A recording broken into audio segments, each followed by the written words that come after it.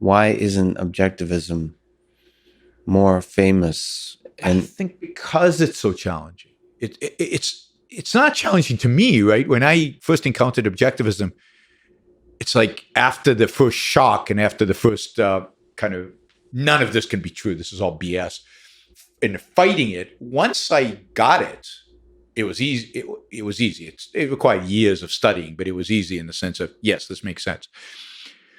But it's challenging because it upends everything. It really says what my mother taught me is wrong. And what my politicians say left and right is wrong. All of them. There's not a single politician on which I agree with on almost anything, right? Because on the fundamentals, we disagree. And what my teachers are telling me is wrong. And what Jesus said is wrong. And it's hard. But the thing is, so you talk about politics and all that kind of stuff, but most people don't care. The more powerful thing about objectivism is the practical of my life, of how I revolutionize my life, and that feels to be like a very important and appealing. Get your shit together kind of. Yeah, but this is why Jordan Peterson is so much more successful than we are, right? Why is that? Make your bed or whatever. What's that? Make your bed or whatever. Yeah, because his personal responsibility is shallow. It's make your bed, stand up straight. It's what my mother told me when I was growing up. There's nothing new about Jordan Peterson. He says, embrace Christianity. Yeah, Christianity's fine, right? Religion is okay. Just do these few things and you'll be fine. And by the way, he says, happiness, you either have it or you don't. It's random. You can't bring about your own happiness. So he's given people an easy out. People want easy outs. People buy self-help books that give them 5 principles for living shallow. I'm telling them, think, stand on your own 2 feet, be independent. Don't listen to your mother. Do your own thing, but thoughtfully, not based on emotions. So you're responsible not just for a set of particular habits and so on. You're responsible for everything. Yes, and you're responsible. Here's the big one, right? You're responsible for shaping your own soul. Your consciousness, you get to decide what it's going to be like. And the only tool you have is your mind. Your only tool is your mind. Well, your emotions play a tool when they're properly cultivated. They play a role in that. And the tools you have is thinking, experiencing, living, coming to the right conclusions, listening to great music and watching good movies and art is very important in shaping your own soul and helping you do this. It's got a crucial role in that. But it's work. And it's lonely work. Because it's work you do with yourself. Now, if you find somebody who you love, who shares these values and you can do with them, that's great. But it's mostly lonely work. It's hard. It's challenging. It ends your world. The reward is unbelievable. But even at think about the Enlightenment, right? So up until the Enlightenment, where was truth? Truth came from a book. And there were a few people who understood the book. Most of us couldn't read. And they conveyed it to us. And they just told us what to do. And in that sense, life's easy. It sucks. And we die young. And we have nothing. And we don't enjoy it. But it's easy. And the Enlightenment comes around and says, we've got this tool. It's called reason. And it allows us to discover truth about the world. It's not in a book. It's actually your reason allows you to discover stuff about the world. And I consider the first figure of the Enlightenment is Newton, not Locke, right? It's a scientist because he teaches us the laws of mechanics, like how does stuff work? And people go, oh, wow, this is cool. I can use my mind. I can discover truth. Isn't that amazing? And everything opens up once you do that. Hey, if I understand the laws of motion, if I can understand truth in the world, how come I can't decide who I marry?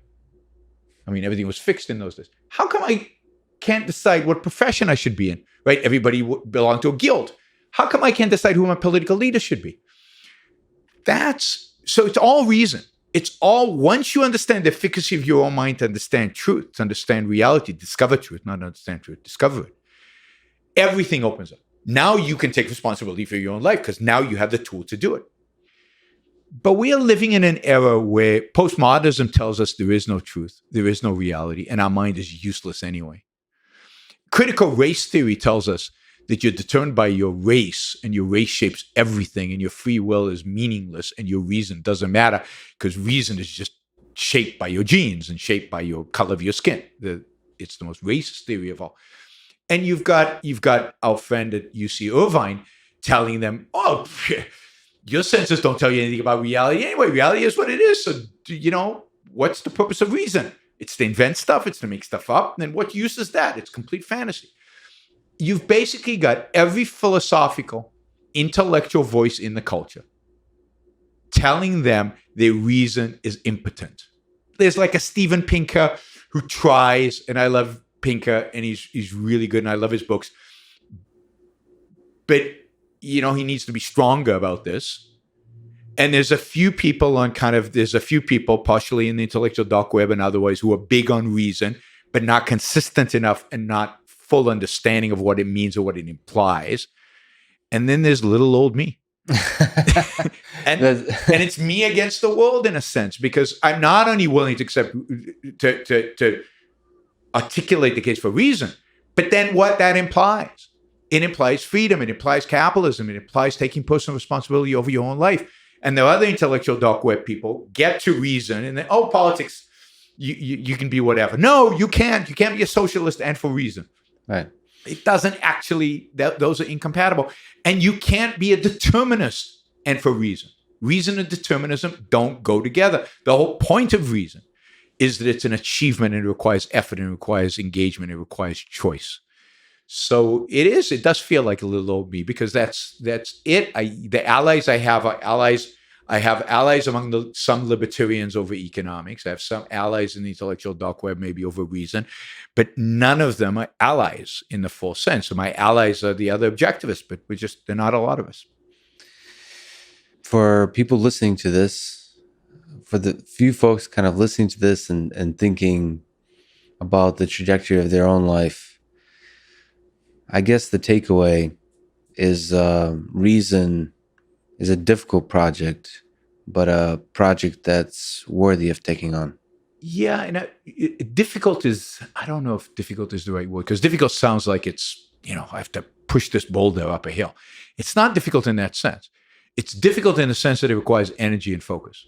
It requires effort, but it's immediately rewarding. It's fun to do. And its rewards are immediate, are pretty quick, right? It takes a while to undo all the garbage that you have, but we all have, that I had, that took me years and years and years to get rid of certain concepts and certain emotions that I had that didn't make any sense, but it takes a long time to fully integrate that. So I don't want it to sound like it's a burden, like it's hard in that sense. It does require focus and energy. And I don't want it to sound like a Dr. Spock. I don't want to say, and I don't think I do because I'm a pretty passionate guy, but I don't want it to appear like, just forget about emotions. Emotions are how you experience the world. You want to have strong emotions. You want to live. You want to experience life strongly and passionately. You just need to know that emotions are not cognition. It's another realm. It's like, don't mix the realms. Think about outcomes and then experience them. And sometimes your emotions won't coincide with what you think should be. And that means there's still more integration to be done.